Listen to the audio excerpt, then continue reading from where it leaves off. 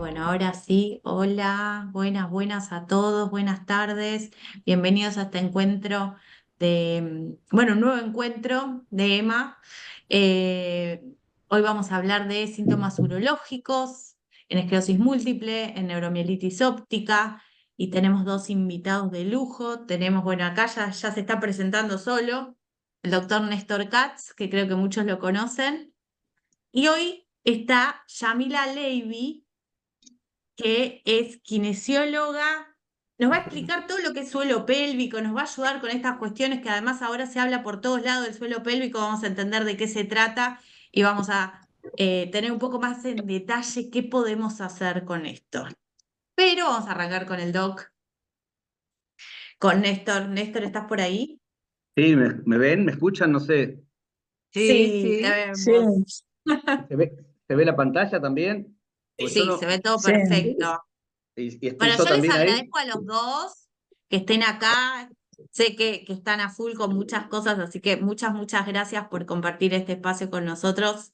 Y bueno, nada, gracias. Y Ah, arranquemos. gracias por la invitación. Muy bien. Bueno, muchas gracias por la invitación. Eh, la verdad que tengo un cariño muy especial por Emma.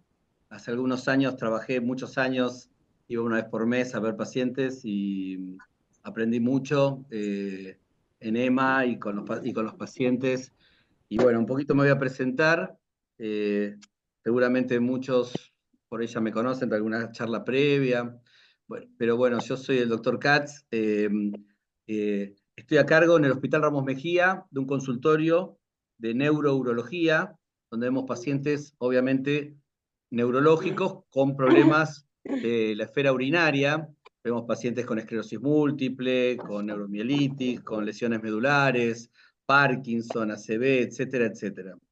Además trabajo en el Centro de Urología CDU, en INEVA, en INERE y en el Centro de Rehabilitación ALPI, que también es muy conocido sobre todo por la rehabilitación de pacientes lesionados medulares.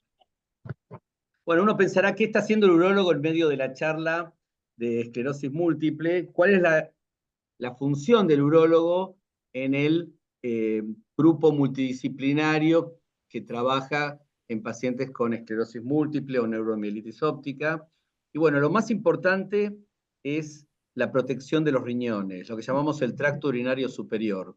O sea, siempre nuestro primer objetivo es que los riñones estén cuidaditos, que no se alteren por las infecciones urinarias, por los cálculos, por cualquier tipo de situación que pueda darse durante el transcurso de la enfermedad.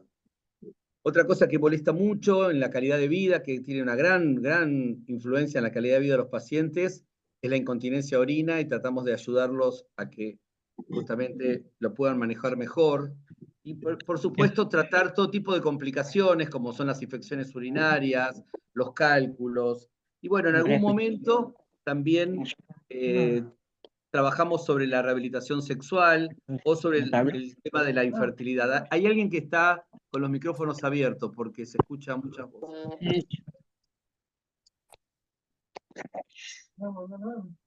Por ahí, Joana, podés bloquearlo. Bueno, como ven acá, este esquema tan complicado que se ve, pero básicamente lo que quiero mostrarles es que la vejiga, ¿sí?, es un reservorio de orina. Bueno, hay mucho ruido de fondo, me molesta mucho para hablar. ¿Joana?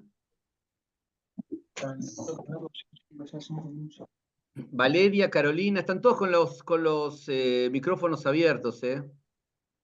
Necesito que se muteen. ¿Hola? Bueno, como estoy mostrando acá, la orina que aparece, que llega de los riñones, se va a almacenar en este reservorio que es la vejiga y se va a desplazar a través de este conducto que es la uretra, tanto en el varón como en la mujer. Y lo que vemos acá en color marrón es el aparato esfinteriano. Tenemos un esfínter interno que no responde a la voluntad, pero tenemos un esfínter externo que sí va a responder a la voluntad. Por lo tanto, lo que vemos acá es que la vejiga tiene una fase de llenado donde la orina se va acumulando y es como una bolsita que no tiene presión, mientras que la uretra está cerrada para que la orina no se escape, porque tenemos un buen aparato esfinteriano. Esta fase de almacenamiento es la fase que estamos en este momento nosotros, por ejemplo, hasta que voluntariamente la sensibilidad hace que la sensación que tenemos de ir al baño nos obliga a ir al baño, y entonces en ese momento aparece la segunda fase, que es la fase de vaciado, donde nosotros decidimos cuándo vamos a orinar, y eso produce una relajación esfinteriana y una contracción del músculo de la vejiga para que la orina salga. Ahora lo vamos a ver en más detalle, pero lo más importante es que todo esto está conectado con el cerebro, con la médula, que por lo tanto cualquier afectación de distintas áreas en el cerebro o en la médula haga que alguna de estas fases puedan estar alteradas. Entonces yo siempre pongo este esquema, esta diapositiva, donde tenemos un circuito eléctrico. Supónganse que este es el circuito eléctrico de mi casa. Y tienen, por ejemplo, un cablecito que va al baño, un cablecito que va a la habitación, otro que va a la cocina. Entonces, si yo corto el cable principal, toda mi casa queda sin luz. Ahora, si yo corto solamente el amarillo, tal vez el baño quede sin luz, pero el resto de las habitaciones van a tener electricidad. Por lo tanto, este es un concepto muy importante, porque también podemos pensar que estos nervios son los nerviecitos que van a la vejiga, a la uretra, al intestino, a las piernas, a los órganos genitales. Por lo tanto, una lesión puede ser incompleta y afectar solamente uno de estos nerviecitos, pero no todo el aparato, todo este sistema de cables, de nervios que van hacia los órganos. Entonces le voy a poner acá un video.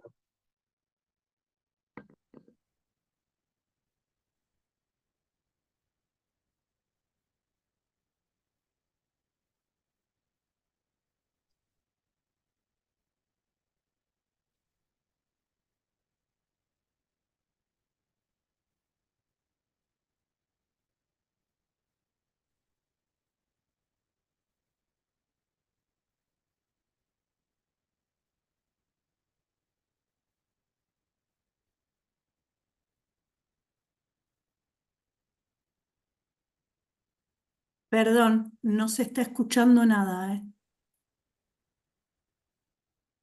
¿No se escucha lo que estoy poniendo, lo que está hablando? No, absolutamente nada. Está sin Bueno. sonido, solamente imagen. Está sin sonido.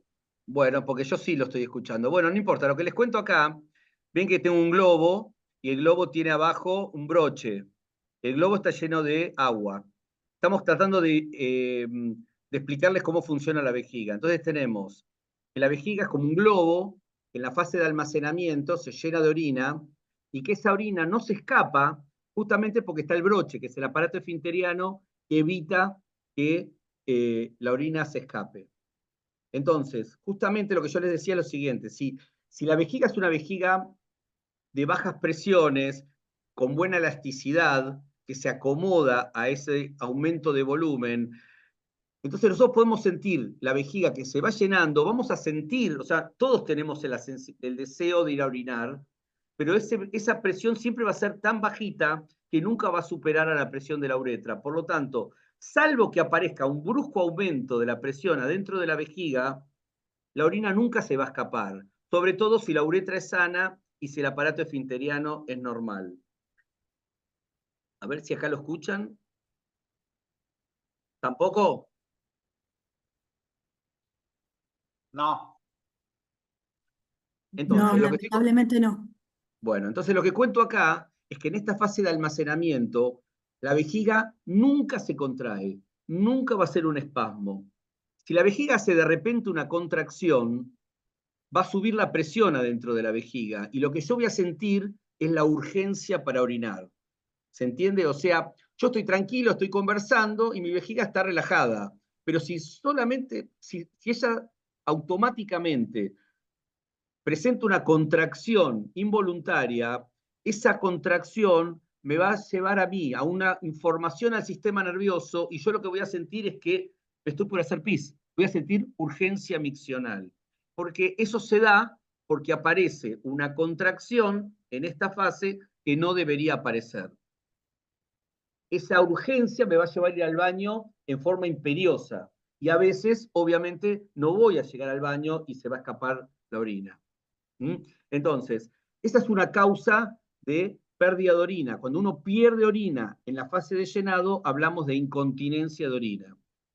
También puede pasar que la vejiga no tenga ningún espasmo, pero que el aparato esfinteriano y los ligamentos que soportan a la uretra sean débiles.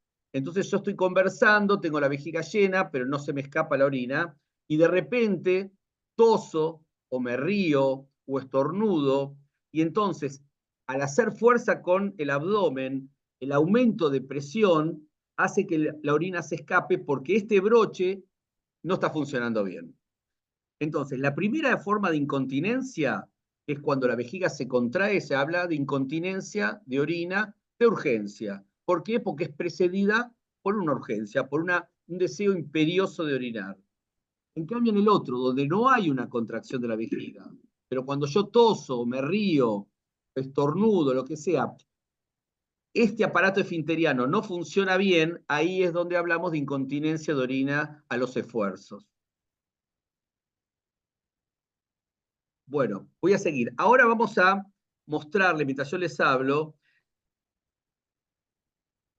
le muestro qué pasa con la fase de vaciado. O sea, la vejiga se llena, me manda información al cerebro, yo cada vez tengo más ganas de orinar y yo voy a decidir cuándo orino. Entonces, me acerco al baño y el cerebro lo que hace es relajar el esfínter que está acá y contraer en forma voluntaria el músculo de la vejiga. Ahora van a ver que yo estoy abriendo, lo que estoy explicando es que el cerebro manda la información para que el broche se salga, o sea, para que se abra el esfínter y se contraiga la vejiga.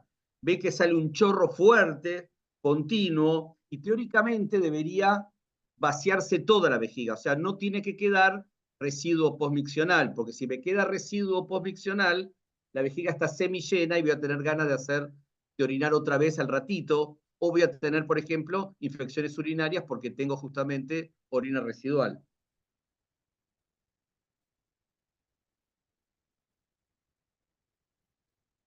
En este último video vamos a explicar qué problemas puede tener un paciente al momento de orinar. Supónganse que tengo muchas ganas de orinar, voy al baño y cuando quiero orinar me doy cuenta que me cuesta empezar.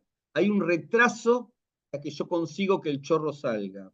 Eso es un síntoma importante, que justamente lo llamamos retardo para iniciar la micción. O sea, tengo ganas de orinar, me siento en el inodoro o me paro frente al inodoro y veo como que la orina no sale.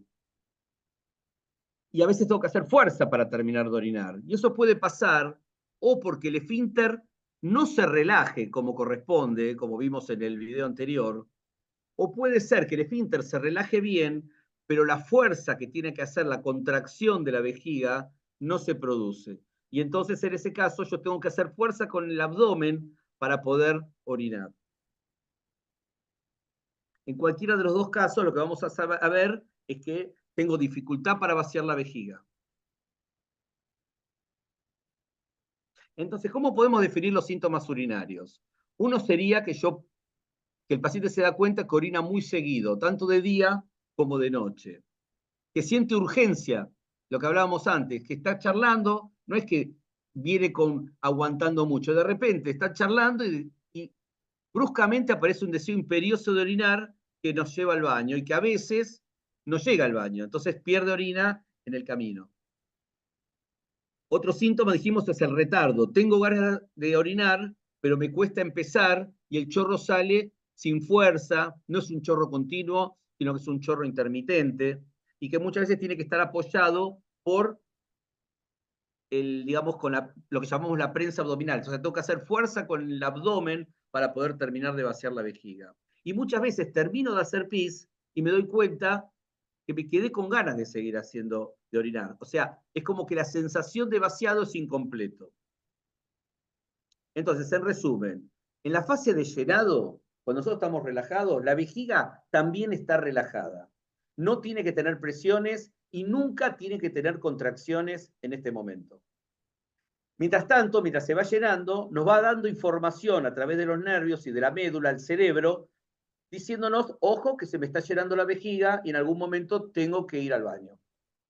Y en la uretra, en esta fase de llenado, ¿cómo tiene que estar? Cerrada, para que la orina no se escape. Los esfínteres tienen que estar contraídos, tanto el esfínter voluntario como el involuntario, y eso va a impedir que se escape la orina. En cambio, la fase de vaciado dijimos que siempre la contracción es voluntaria. Yo decido cuándo quiero orinar. Y la contracción se mantiene hasta que la vejiga está totalmente vacía. La uretra, ¿cómo tiene que estar? Al revés, tiene que estar relajada. O sea, yo voy a relajar mi piso pélvico, voy a relajar mis esfínteres para permitir que la orina salga y que tener un chorro potente, un chorro continuo que no deje residuo postmiccional. Entonces, de vuelta, insisto mucho porque quiero que les quede claro. La contracción en la esclerosis múltiple puede ser involuntaria. Quiere decir que yo estoy charlando y de repente la vejiga se contrae y yo lo que voy a sentir es urgencia. Tengo que ir corriendo al baño y muchas veces en el camino se me va a escapar y eso lo llamamos incontinencia de orina. En la fase de vaciado podemos tener trastornos para orinar. ¿Por qué? O porque la vejiga no tenga fuerza para contraerse o porque los esfínteres que están cerrados no se relajen bien. Esto no quiere decir que todos los pacientes con esclerosis múltiple van a tener esto. Algunos pacientes no tienen ningún síntoma urinario, otros pacientes tienen solamente síntomas de la fase de almacenamiento, o sea, los pacientes orinan muy seguido durante el día, se levantan varias veces a la noche, a veces con mucha urgencia, y se les puede escapar la orina, pero cuando van a orinar, orinan perfecto. O puede ser al revés, pueden estar varias horas sin ir al baño, no se escapa la orina, pero cuando van al baño, les cuesta arrancar, el chorro sale cortado, intermitente, tienen que hacer un poco de fuerza con el abdomen, sienten que el vaciado es incompleto. Y algunos pacientes tienen síntomas mixtos, tanto de incontinencia en la fase de llenado como de trastornos para orinar en la fase de vaciado. ¿Cómo estudiamos a los pacientes? Lo primero que hacemos con los pacientes es charlar de todo esto. Contame si te levantás a la noche, contame cada cuánto vas al baño durante el día, si tenés síntomas de incontinencia de urgencia, o si se te escapa cuando tosés y te reís, qué pasa cuando vas a orinar, si te cuesta arrancar, si tenés que hacer fuerza con el abdomen, si el chorro sale continuo o no, etcétera, etcétera. Por supuesto, le vamos a pedir análisis de sangre, vamos a pedir un cultivo de orina para ver cómo está, justamente, que descartar la infección.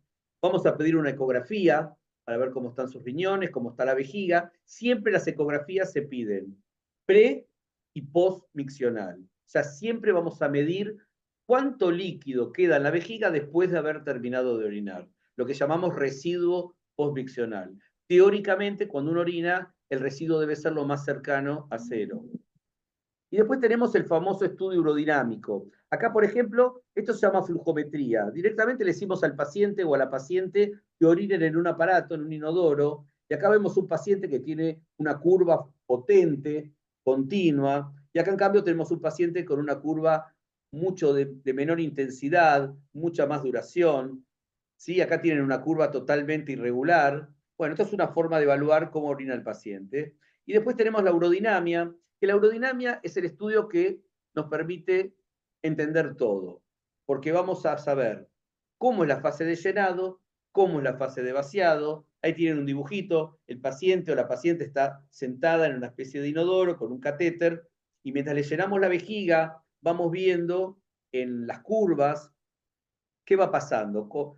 El paciente nos cuenta cuándo tiene el primer deseo para orinar, cuándo la sensación es muy imperiosa, si se escapa la orina, vamos a ver que se escapa la orina, si no puede orinar bien, vamos a ver por qué no puede orinar bien, o sea que este estudio, que es un estudio de aproximadamente 20 minutos, media hora, 40 minutos como mucho, es un estudio que me permite a mí saber exactamente cómo está funcionando la vejiga, tanto en la fase de llenado, de almacenamiento de orina, como en la fase de vaciado.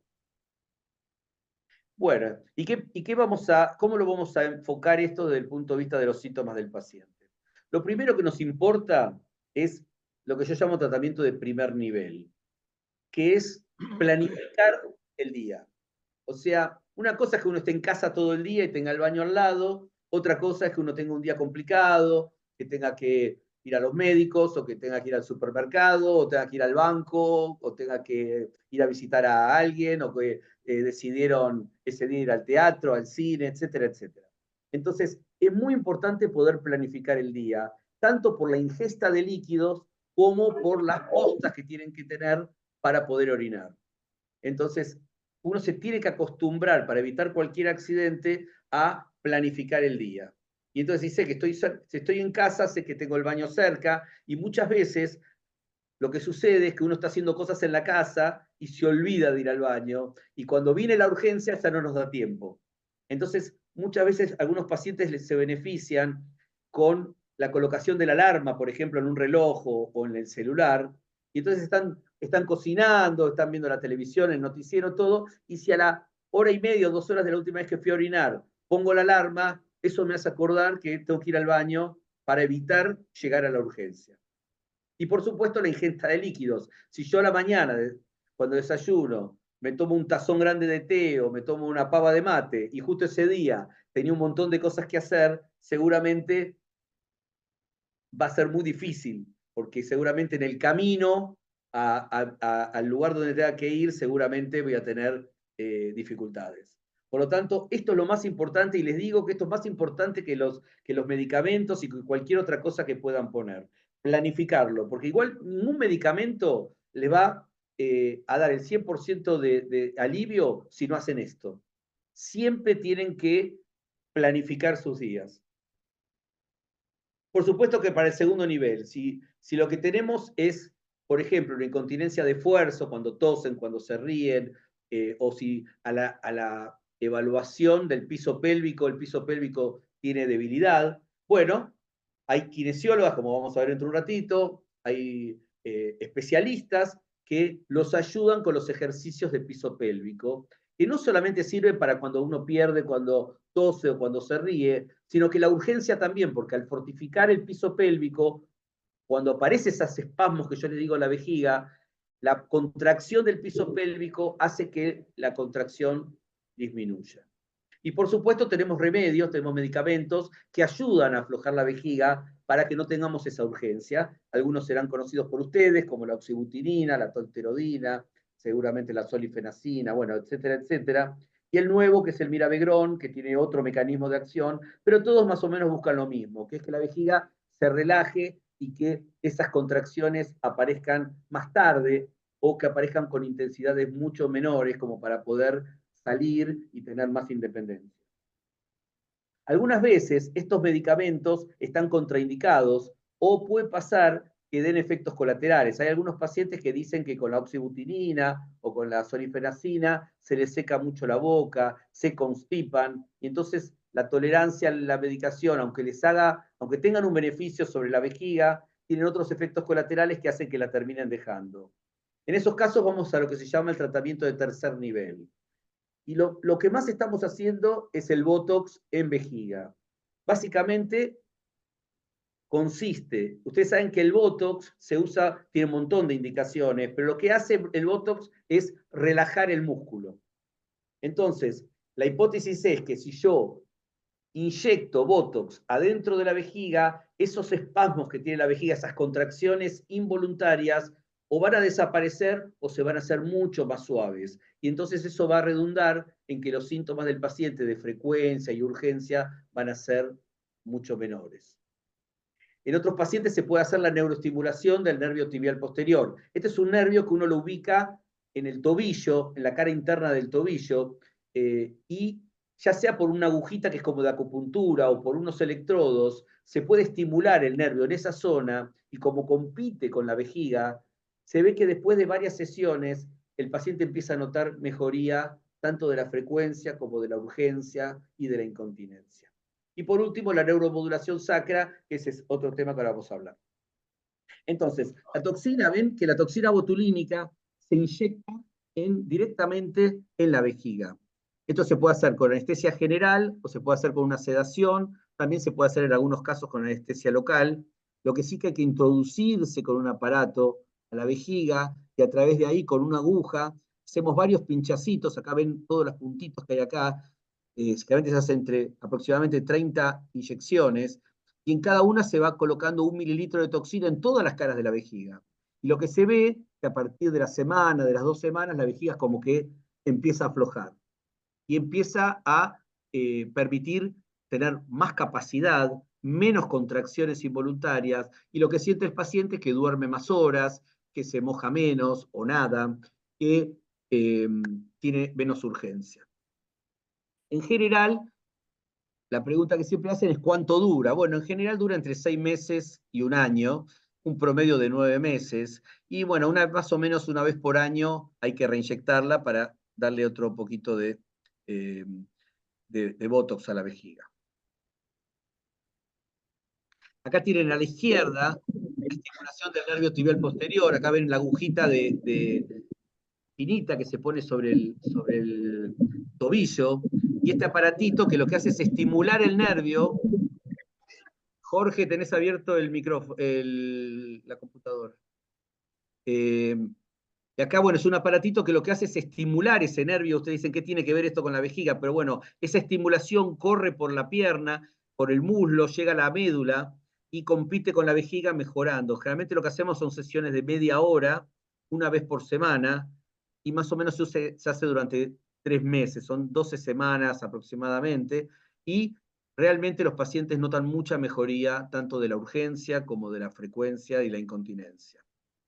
Y bueno, esto es otra cosita que es como un marcapasos cardíaco que va abajo del glúteo, que tiene un electrodo que entra directamente al agujero sacro y estimula la médula, y a nivel del sacro, ven acá, y bueno, eso se regula desde afuera, trabaja como un marcapasos de la vejiga. El tema es que hasta ahora en esclerosis múltiple no se usaba mucho porque la mayoría de estos aparatitos no pueden utilizarse en el resonador, y como el paciente con esclerosis múltiple necesita hacerse resonancias frecuentes, recién ahora en Estados Unidos están apareciendo neuromoduladores que sí aceptarían hacer resonancias, y bueno, se abre todo un campo nuevo, ¿no es cierto? Así que bueno, resumiendo, a los pacientes que tienen síntomas del almacenamiento, frecuencia, levantarse de noche muchas veces, urgencia, incontinencia, el primer paso son los líquidos. Programar el día, eventualmente alguna medicación que ayude, y en los casos que no funcione la medicación, o que les da efectos colaterales, o que está contraindicada, tenemos estas opciones de inyectarles Botox, o de hacer estimulación tibial, etcétera, etcétera. ¿Qué pasa con el paciente al que le cuesta orinar? ¿Sí? El que siente retención de orina. Bueno, básicamente tenemos remedios para ayudarlos en el vaciado, son remedios muy parecidos a los que se usan en los pacientes con problemas de próstata, no son muy efectivos, pero sí acá se abre un capítulo que habrán escuchado, que es el del cateterismo intermitente, en el cual le enseñamos a los pacientes a colocarse una sondita totalmente transitoria, o sea, el paciente coloca la sonda por la uretra, vacía toda esa orina que les queda residual, saca la sonda y la tira.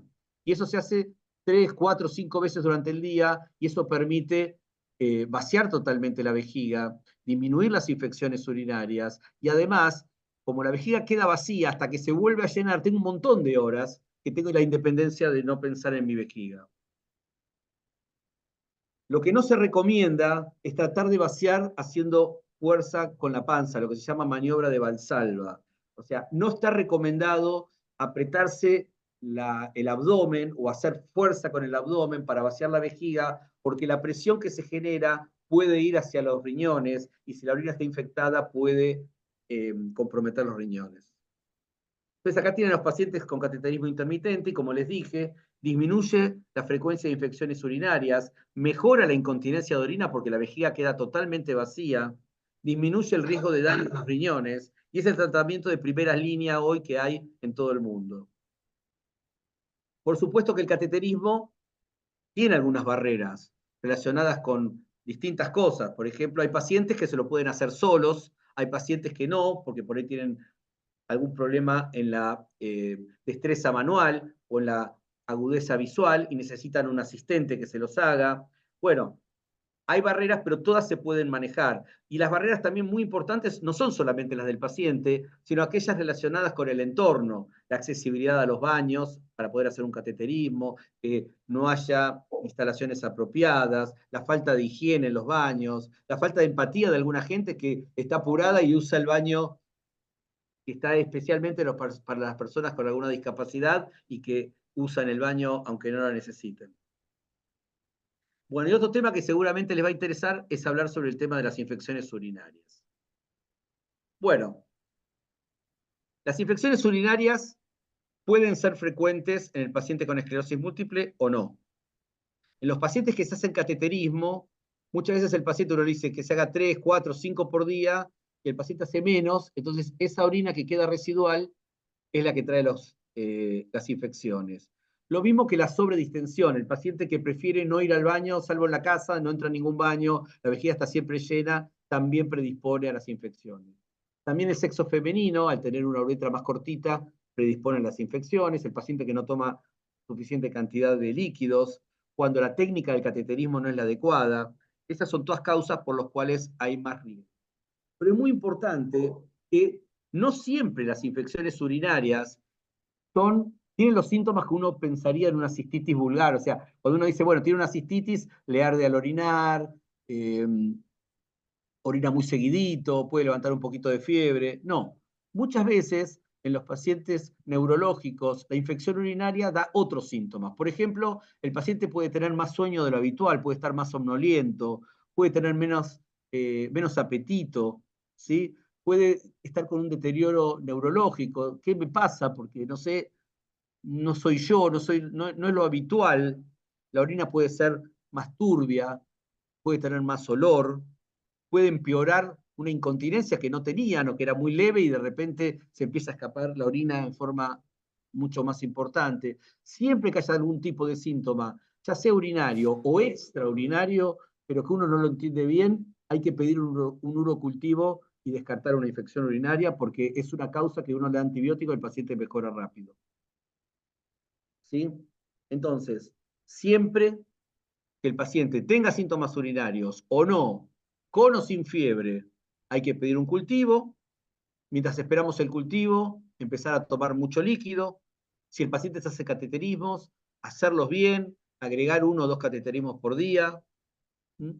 Y bueno, si es necesario, empezar a tomar antibiótico. Ahora, vamos a decir otra cosa.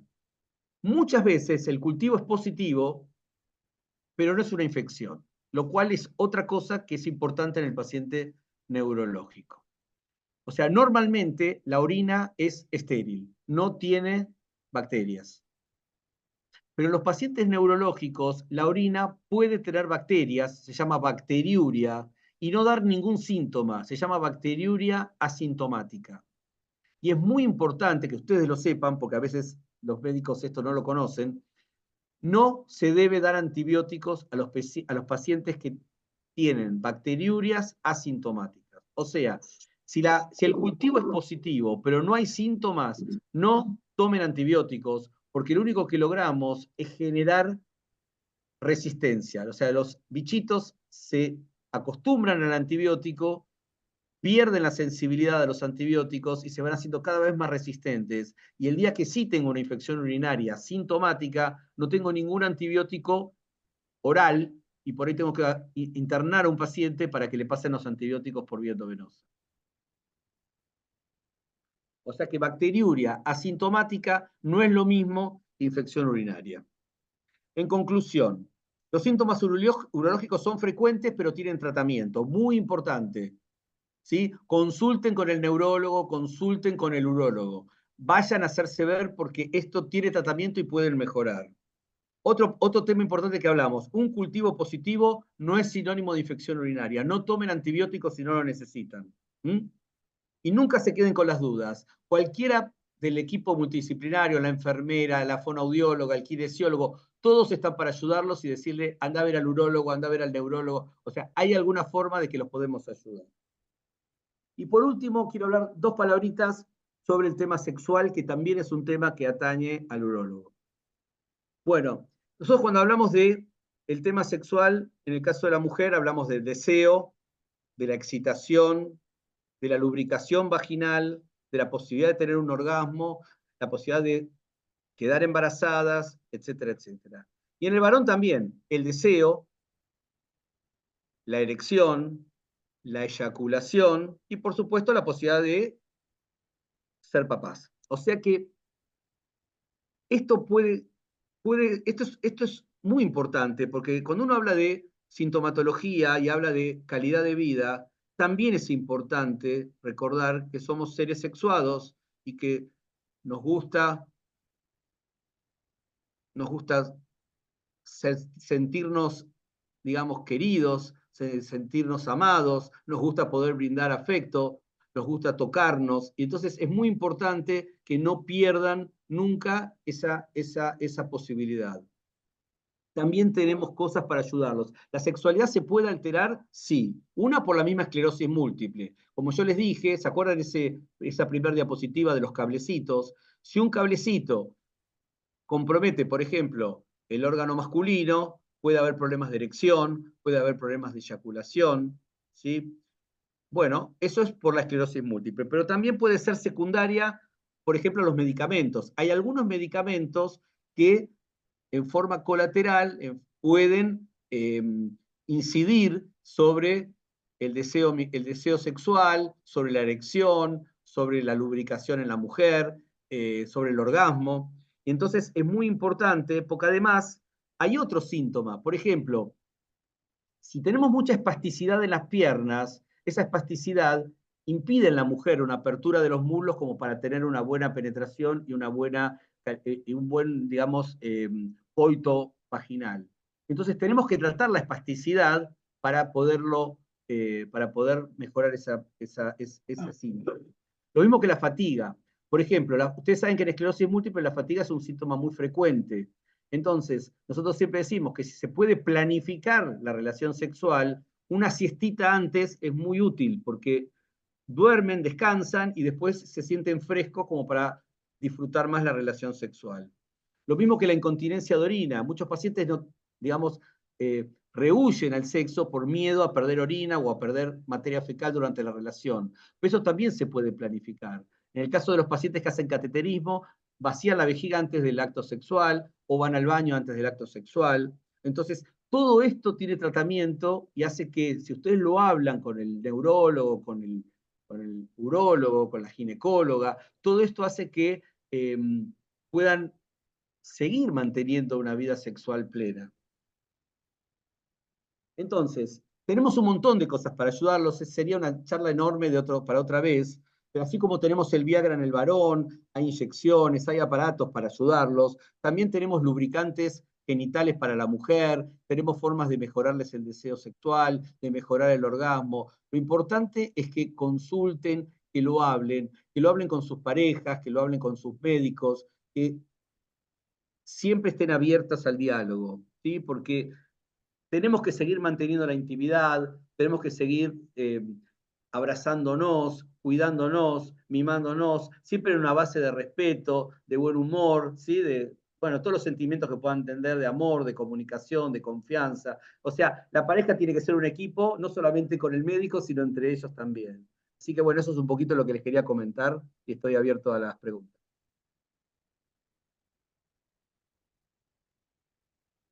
Bueno, buenísimo. ¿Cuánta información? Sí. ¿Cuánta información? Sí. No estaba muy bien el internet, se me corría un poco el internet, pero bueno, la verdad que... Pero se escuchó perfecto. Creo que bueno. ahí, no sé si quieren que hagamos preguntas al final. Ahí yo vi mencionar algunas medicaciones en algún momento, me parece. Y lo que preguntaron es, ¿todos los tratamientos sirven para la vejiga neurogénica? Todas no son según Sí. qué neurociencias. Mirá, vejiga neurogénica, la definición es un problema funcional de la vejiga secundario a una enfermedad neurológica. O sea, esa es la definición. La enfermedad neurológica puede ser una esclerosis múltiple, puede ser una neuromielitis óptica, pero puede ser un Parkinson, una ACV, un lesionado medular, etcétera, etcétera. Por eso vejiga neurogénica es cuando hay cualquiera de los síntomas que hablamos ahora, pero que la causa no es una enfermedad de la vejiga, sino que el problema está en el cerebro o en la médula, o en los nervios que van a los órganos genitales o al aparato urinario. Todos los medicamentos que les conté tienen indicaciones en algunos tipos de vejiga neurogénica. No es lo mismo él o la paciente que tiene urgencia, que tiene incontinencia de orina, que aquel que no la tiene, pero tiene dificultades para orinar. O sea, cada uno, por eso yo le fui dando como información así toda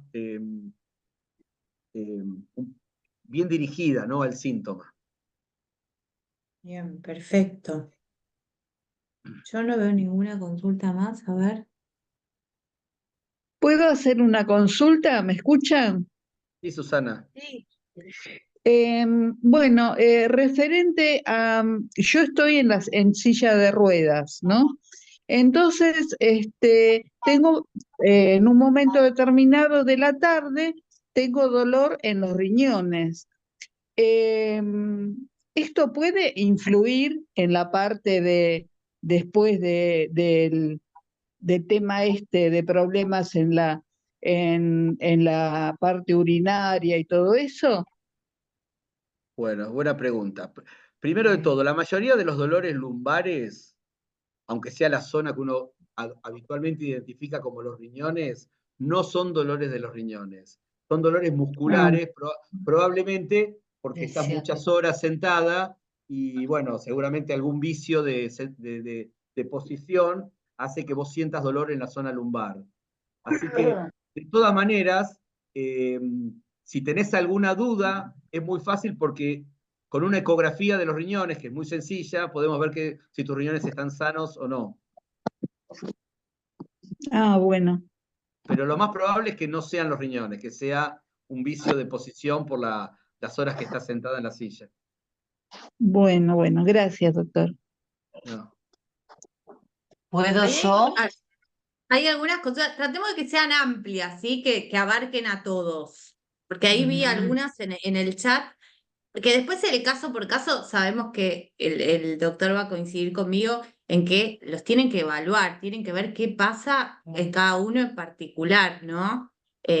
Con su tratamiento, por qué se decide lo que se decide, si hay un profesional, y que siempre consulten con su médico tratante, ¿no? O que consulten con un urólogo, y por eso también queríamos que sepan todo lo que abarca para que lo consulten, ¿sí? Sí, María.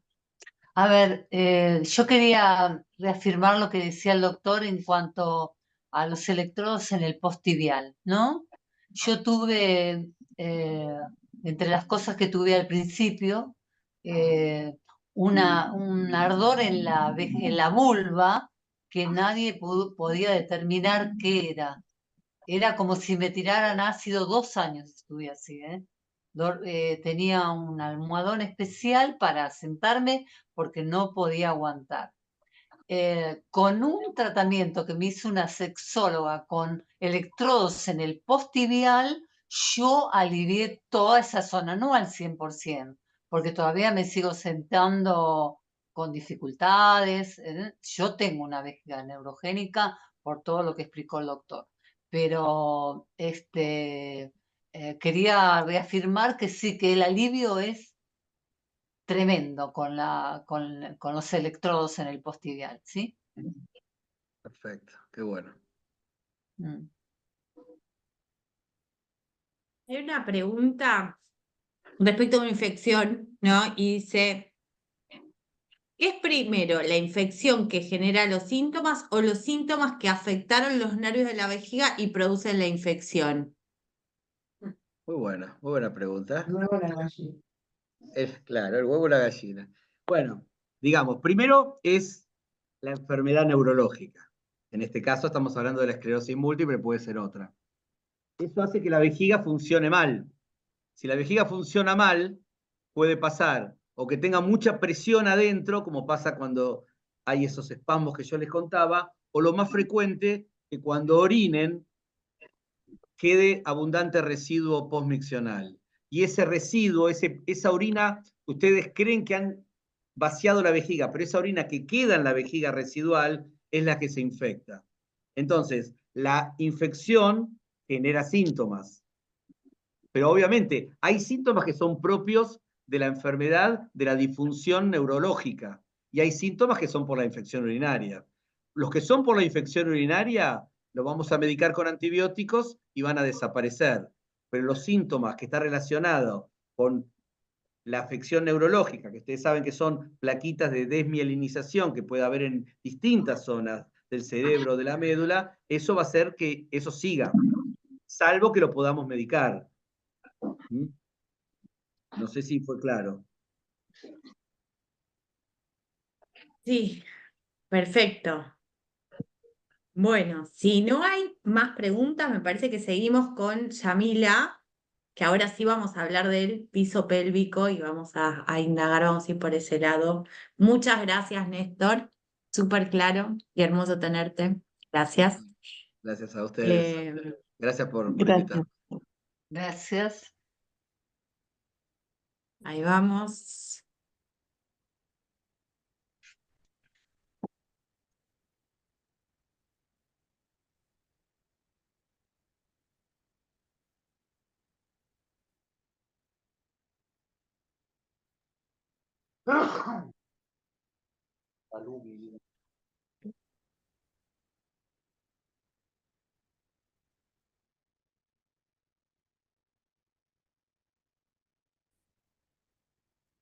Yami está muteada.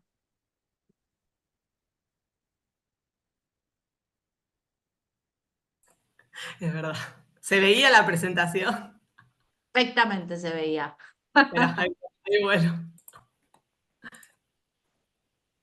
Ahí estamos. Acá está. Muy bien. Bueno, gracias por la invitación, que invitaron a Kim, Kinesiología para la Mujer y el Hombre, a participar de esta charla tan interesante. Y bueno, yo estoy aquí en representación del equipo. Y bueno, vamos a estar hablando, mi nombre es Yamila Levy, vamos a estar hablando sobre el piso pélvico, el gran desconocido hasta que surge alguna disfunción.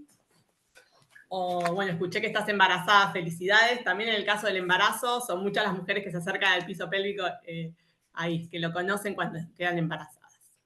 Así que, bueno, voy a estar contando un poco y cualquier consulta me pueden preguntar al final. Bueno, el piso pélvico, como lo indica las palabras, es el piso de la pelvis, ¿sí? La pelvis es los huesos que estamos viendo aquí en el dibujito, ¿sí? Está formado por el sacro, el hueso ilíaco, ¿sí? Ahí se inserta el fémur, donde dice cadera, es la articulación de la cadera, ¿sí? Tenemos el pubis por delante, el sacro y el coxis por detrás, y los isquiones por laterales, ¿sí? Si vemos los órganos que están dentro de la pelvis, los órganos pélvicos, vemos este dibujito como mirando a la persona de costado, por delante vemos el huesito pubis, y atrás del pubis tenemos la vejiga y la uretra, que la conecta con el exterior para que por ahí salga la orina. Tenemos por detrás de la vejiga el útero y la vagina, que eso está dentro de la vulva, y tenemos por atrás el recto y el ano, ¿no? Y ahí esa musculatura que vemos por debajo es la musculatura del piso pélvico. Es muy importante conocernos, ¿no? Esta estructura es parte de nuestro cuerpo y muchas veces no nos miramos, no nos palpamos, no nos conocemos, y es muy importante mirarnos, palparnos, sentirnos, conocernos para poder cuidarlo, porque ¿cómo voy a poder cuidar algo que yo no conozco, ¿no? Que me es ajeno? Entonces, bueno, ¿qué es el piso pélvico? Es la estructura que cierra la pelvis ósea por abajo. Ahí estamos viendo como el dibujito, con la foto como de la pelvis por abajo, y vemos toda la musculatura, pero se habla mucho de la musculatura del piso pélvico, pero la musculatura es solamente el 20% del piso pélvico, y el 80% restante es todo tejido conectivo de sostén, fascias y ligamentos, colágeno y elastina, ¿sí? Y tiene muchas funciones el piso pélvico. Por ejemplo, la función es el soporte de órganos pélvicos dentro de la pelvis, que estén en su lugar para poder cumplir bien sus funciones, los distintos órganos, ¿sí? Como explicó el doctor, tienen una función en la continencia y también en la micción y en la defecación. tiene función en la gestión de las presiones intraabdominales. Esto quiere decir cuando hay un aumento de presión dentro del abdomen porque hacemos algún esfuerzo, que para el cuerpo todo lo que hacemos es un esfuerzo, desde levantarme de la silla, de la cama, correr, saltar, toser, estornudar, ¿sí? Cuando hacemos esas actividades hay un aumento de presión intraabdominal que tiene que estar bien gestionado, ¿sí? Y si no se gestiona bien, puede ser un problema para el piso pélvico. Después lo vamos a hablar mejor. Y bueno, tiene una función en la respuesta sexual, en cada fase de la respuesta sexual, y una función en el embarazo y en el parto. O sea, tiene muchas funciones que son muy importantes y no se habla mucho de todo esto, ¿sí? Por vergüenza, pudor o falta de información, pero es muy importante. El piso pélvico no trabaja aislado, no está aislado en el cuerpo y forma parte de algo que llamamos complejo abdomino-lumbo-pelvi-perineal. Es una palabra súper difícil, pero bueno, este dibujito lo vemos bien. Está como en un complejo que está formado, es el piso de la pelvis y por arriba del techo tenemos el diafragma, que es el músculo más importante de la respiración. Por delante, anterior y lateral es el músculo transverso abdominal, ¿sí? Y por la espalda los paravertebrales, ¿sí? Y trabaja en conjunto con todas estas musculaturas. O sea que el piso pélvico, por ejemplo, está también muy relacionado con la respiración y muy relacionado con el abdomen. Como explicó el doctor súper claro, pueden haber con respecto a las disfunciones miccionales problemas en el llenado de la vejiga, frecuencia miccional aumentada, urgencia, incontinencia de urgencia, nocturia, que se levantan por la noche muchas veces por el deseo de orinar, puede haber incontinencia urinaria de esfuerzo, como decía, si yo no gestiono bien el aumento de presión que ocurre en el abdomen cuando hago un esfuerzo, como la tos, por ejemplo, o un estornudo, entonces se me va a distender el abdomen. Si se me distiende el abdomen, la fuerza se dirige hacia la vejiga y el útero, y es como que cada vez que tos o estornudo o hago cualquier esfuerzo, todas las presiones las reciben la vejiga y el útero. Y eso a la larga puede debilitar el piso pélvico que está por abajo sosteniendo estas estructuras, ¿sí? Tanto la parte muscular como la parte de tejido conectivo. Y puede haber una vejiga hiperactiva, como explicó el doctor, una vejiga que se contrae más de lo que debería. Con respecto a los problemas del vaciado, bueno, puede haber todas las disfunciones que comentó el doctor, porque la vejiga no se contrae como debería, o los músculos del piso pélvico, los esfínteres, no se relajan como deberían, y puede haber problemas postmiccionales, como el vaciado incompleto, y eso puede traer residuo postmiccional, infecciones urinarias, todo lo que explicó el doctor antes súper claro. Entonces, bueno, cuando hay una disfunción, siempre la tratamos como un evento multifactorial. Nunca es por una sola razón. Entonces, lo que nosotros hacemos cuando tenemos un paciente es revisar todos los factores que lo pueden estar llevando a esa disfunción y ir corrigiéndolos y ver el impacto que tiene eso. Y uno de los factores son los hábitos. Más que nada, yo me voy a centrar en hablar un poquito de los hábitos saludables, miccionales, cuando hacemos pis, ¿sí? Por ejemplo, muy importante, nunca hacer fuerza, no hacer fuerza para hacer pis. Todo lo que sea empujar es mucha presión sobre los órganos pélvicos y eso a la larga va a debilitar aún más los músculos y los ligamentos y las fascias, todo el tejido, y eso puede traer más incontinencia, puede traer incluso prolapso, que es el descenso de alguno de los órganos pélvicos, ¿sí? No recomendamos nunca ir al baño por las dudas, muchas veces está ese hábito de, ay, voy a salir, por las dudas voy al baño, y se le inculca eso desde niños, se inculca a los niños eso no es recomendado. Tampoco es recomendado ir a cada rato.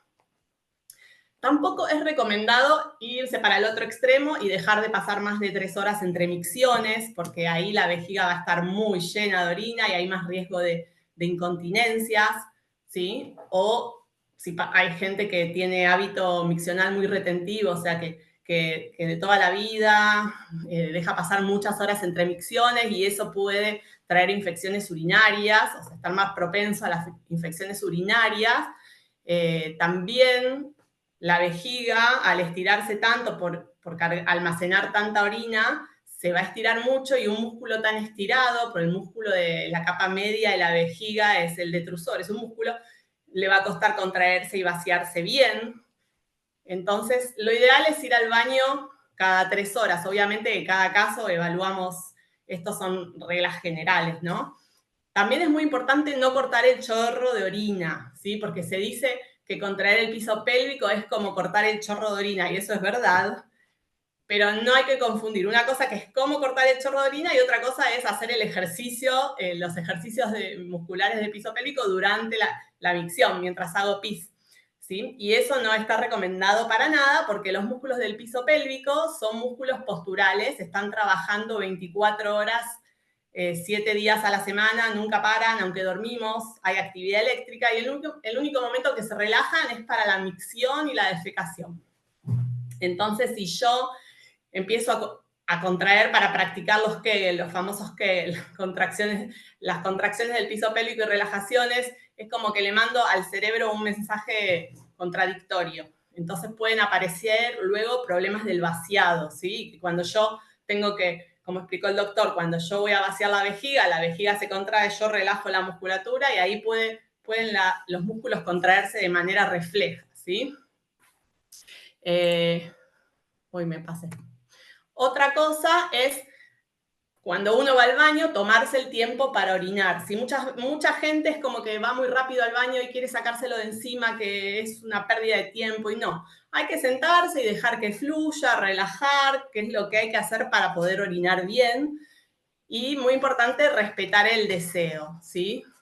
Igual todo es relativo, ¿sí? Porque como digo, si el deseo mío es cada 5 minutos, no, bueno, eso no está bien y vamos, en el consultorio vamos a hacer una reeducación vesical. Nosotras siempre pedimos un diario miccional, que le pedimos al paciente que registre durante 2 días seguidos, mientras las horas que está despierto, cada vez que va al baño a hacer pis, la hora que va a hacer pis, los mililitros, le pedimos que mida cuánta orina hace, que también nos escriba qué urgencia, qué rango de urgencia, qué grado de urgencia le da desde 0 a 4 de manera subjetiva, digamos, como 0 es que voy con ninguna urgencia, como por ejemplo cuando uno va por las dudas, o 4 es que se está muriendo de ganas de hacer pis, y también le pedimos que nos indique si hay escapes de orina, si son por urgencia o si son por esfuerzo, y si se cambia la ropa, los protectores, la bombacha, cuántas veces al día, y también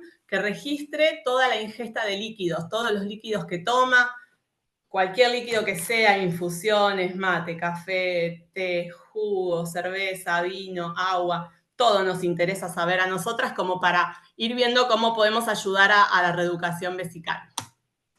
Con respecto a la ingesta de líquidos, también de manera general se recomienda entre 6 y 8 vasos diarios. Nosotras recomendamos siempre ir tomando la ingesta de líquidos que sea a lo largo del día y de a sorbitos. Hay mucha gente que se olvida de tomar y cuando se acuerda se toma medio litro todo junto.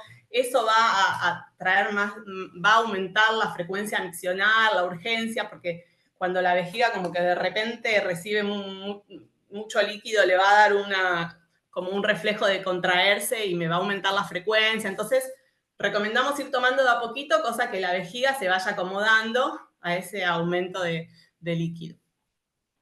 Regular la ingesta de irritantes de vejiga. Lamentablemente, todo lo que no es agua es irritante de la vejiga.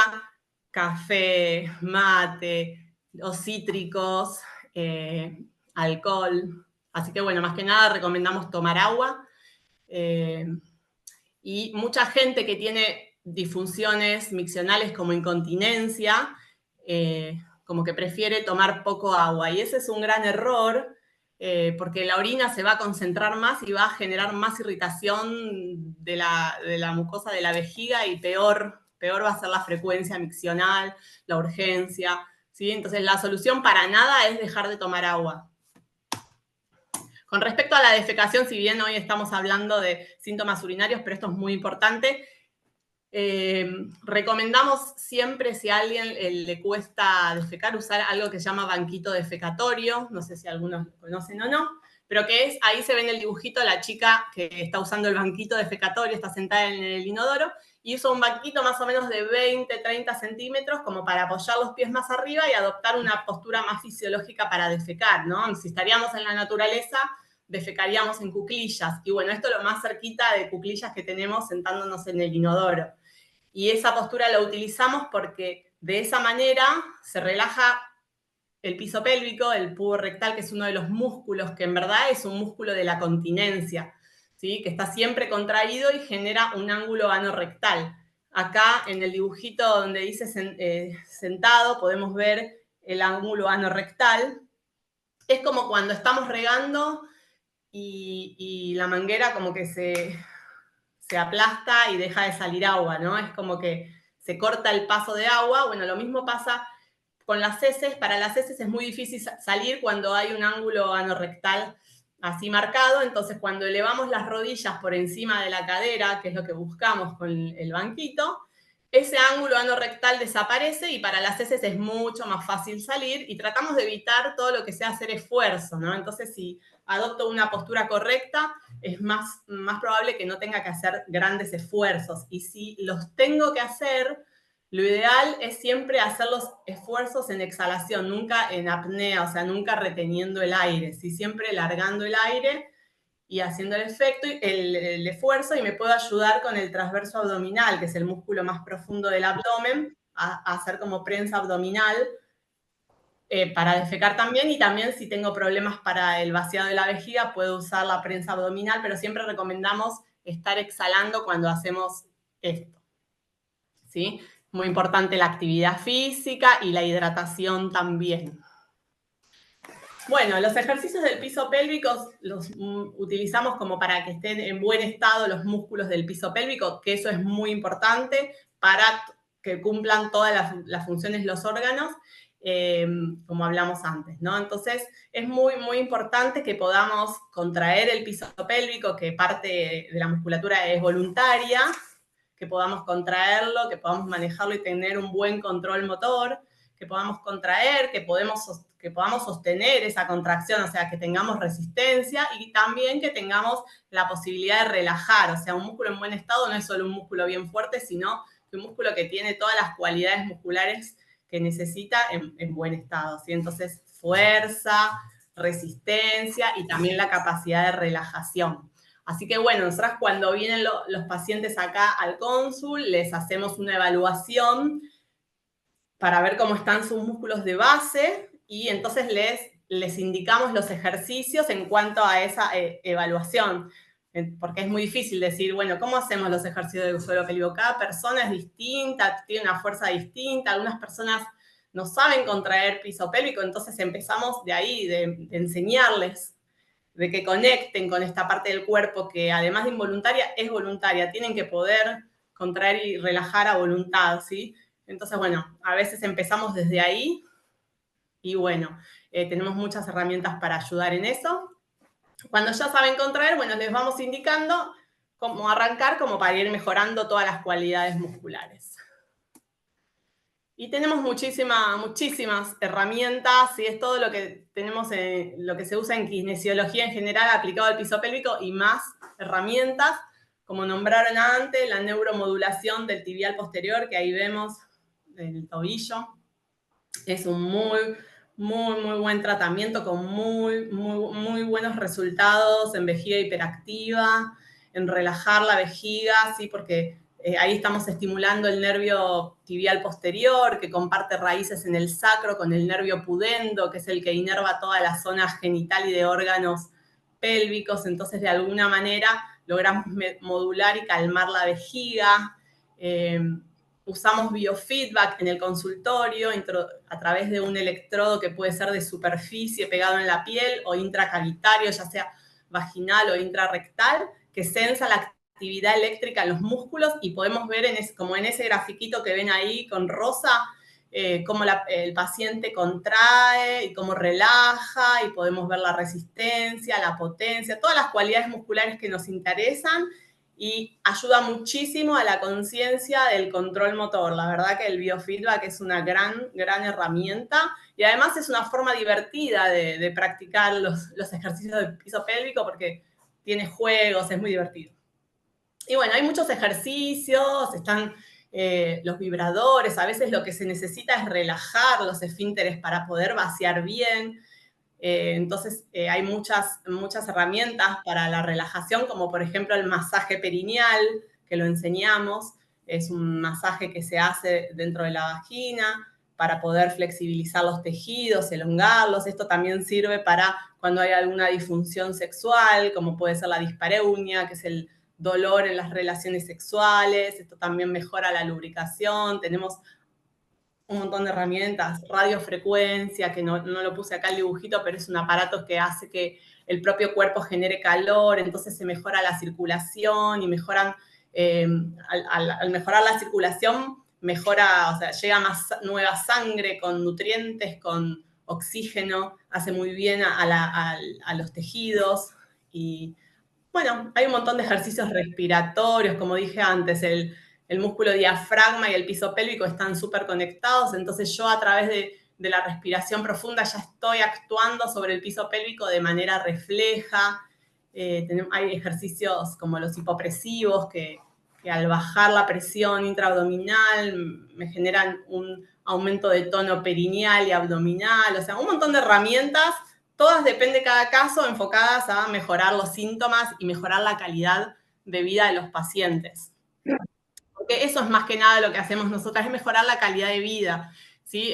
Muchas personas no consultan porque sienten vergüenza, pudor, porque son temas que no se hablan, pero la verdad que todos mis pacientes, después de venir acá, yo les digo que son militantes del piso pélvico, porque se animan a contarle a una amiga, y la amiga le pasa lo mismo, y a la amiga de la amiga le pasa lo mismo, y a mucha gente le pasa lo mismo. O sea, son disfunciones que son muy frecuentes, pero nunca hay que normalizarlas. Nada de lo que nos parece raro, que no debería ocurrir, es normal. Entonces, y tiene tratamiento, ¿sí? Es muy importante un tratamiento interdisciplinario con el urólogo, con la kinesio. Bueno, depende del caso, el médico que corresponda, y kinesiología pueden mejorar muchísimo la calidad de vida, porque eso es lo que se ve afectado con estas disfunciones, ¿no? Las personas sienten vergüenza, o sea, dejan de hacer sus actividades, no quieren hacer deporte, eso también influye en la salud en general, no quieren viajar, o porque tienen un viaje y dicen, no voy a poder aguantar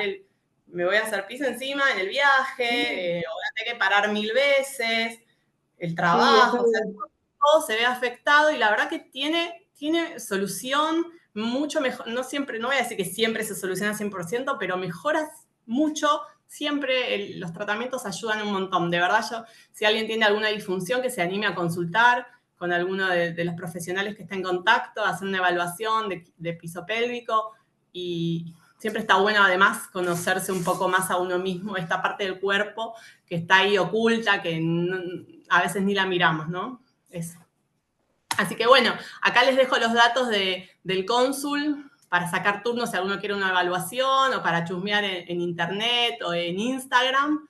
Y bueno, muchas gracias por escucharme. Cualquier consulta, aquí estoy. Gracias, Yami. Muchas No, de gracias. Ahí hay una pregunta para vos. Dice, en Mercado Libre hay ejercitadores pélvicos que funcionan con vibraciones. ¿Sirven o son un engaño? O sea, lo que da la vibración, calculo, no sé bien a qué se refiere, pero la vibración da propriocepción, le da a la persona sensación de la zona. Entonces, por ahí eso ayuda, a veces sí, la vibración ayuda a que uno pueda contraer mejor, o incluso genera alguna contracción refleja. Es una herramienta, no sería como por ahí la única herramienta para trabajar el Claro, piso. no es la solución, puede servir, puede ayudar un poquito.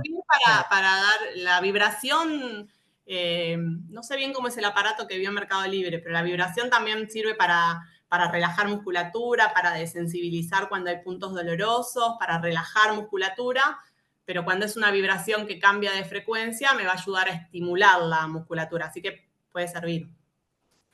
Bien, y ahí hay una pregunta más que dice, habló sobre mujeres. ¿Para los hombres es lo mismo? Sí, tienen piso pélvico igual que, que las mujeres. Y acá en kinesiología, si bien se llama kinesiología mujer, después cambió el nombre y es kinesiología para la mujer y el hombre, atendemos varones también. Así que tienen piso pélvico y tienen músculos y tejido conectivo, igual que nosotras. El abordaje o es superficial o es intrarrectal, si se trabaja con electroestimulación, por ejemplo. Esa es una herramienta que no nombré antes, pero tenemos electroestimulación también, que a través de electrodos pasamos corrientes que pueden ser para tonificar la musculatura o para relajar o para los dolores, o para modular el pudendo, que es el nervio que nombré antes también. Pero sí, mujeres, hombres y niños también. Bueno, buenísimo, buenísimo. Yo no veo más preguntas. ¿Puedo consultar yo en algo? A ver. Sí. Sirve, por ejemplo, a mí me está costando muchísimo hacer los ejercicios de Kegel, no sé por qué, pero bueno, no puedo. Entonces vi que acostada en la cama, en el borde, por ejemplo, donde va la almohada, bien al lado de la pared, levantando las piernas sobre la pared, usándolas como un limpia parabrisas. ¿Está indicado para la estimulación del piso pélvico? No entendí, ¿las piernas, abrirlas y cerrarlas? No, las dos juntas, o sea, acostada, la cola bien cerca de la pared, en la cama, las Sí. piernas apoyadas sobre la cama y llevarla como un limpia parabrisas ambas juntas. No, o sea, eso no te está asegurando que esté trabajando el piso pélvico, o sea, ese es un movimiento de miembro inferior. Siempre, o sea, el piso pélvico cuando lo contraes no hay ningún movimiento en el cuerpo si lo contraes bien, nadie se tiene que dar cuenta que estás contrayendo. Lo que sí Claro, durante... por ejemplo, yo sé que, por ejemplo, hay que contraer el músculo del esfínter anal y el esfínter urinario, pero que no intervenga el músculo del abdomen. No. Para gestionar bien los aumentos de presión intraabdominal, justamente tenemos que, si no ocurre de manera refleja, porque esto es un reflejo con el que nacemos, siempre 200 milisegundos antes de un esfuerzo, el cuerpo solito se prepara y precontrae toda esta musculatura, pero si ese reflejo lo llegamos a perder, para gestionar bien las presiones y que no todos los vectores de fuerza se vayan hacia la vejiga y el útero, tenemos que activar piso pélvico y abdomen. Son sinergistas y se potencian. Bueno, está bien, está bien. Sí, el Tenía abdomen esa profundo. duda. El abdomen profundo. Tenés que estar, para hacer bien los esfuerzos, hacer cualquier ejercicio que quieras hacer, lo ideal es estar exhalando, eso con respecto a la respiración, y ajustando esta musculatura de piso pélvico y de abdomen. Está bien, está bien. Muchas gracias. No, de nada. Sí. Bueno, ahora sí, ahí veo que nada, no tenemos más preguntas. Muchas gracias